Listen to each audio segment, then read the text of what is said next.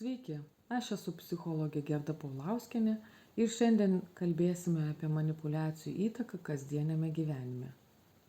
Na, kas yra manipuliavimas? Manipuliavimas tai slaptas poveikis žmogui. Reiškia, kitas žmogus apie tą poveikį nežino, siekiant pakeisti jo elgesį savo naudai. Na, tai reiškia, kad manipuliuojantis asmuo galvoja ne apie jūsų, o tik apie savo interesus. Yra skiriamos teigiamos ir neigiamos manipuliacijos.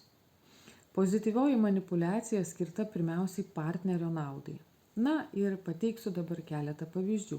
Pavyzdžiui, mama sako savo sūnui: ryte turėtum valytis dantis, kad jie būtų sveiki.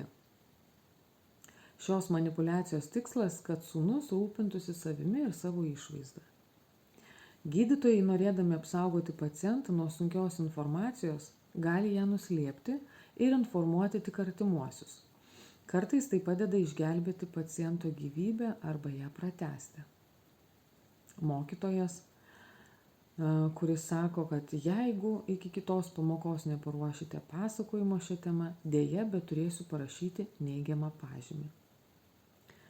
Tokie būtų pavyzdžiai iš teigiamų manipuliacijų, jų žinoma yra ir daugiau. Na ir neigiama manipuliacija. Neigiama manipuliacija, kai tikslas yra gauti ką nors iš kito asmens, kad nauda būtų sau, negalvojant apie kito asmens interesus ir jausmus. Manipuliatorius iš tikrųjų yra toksai psichoplėšrūnas.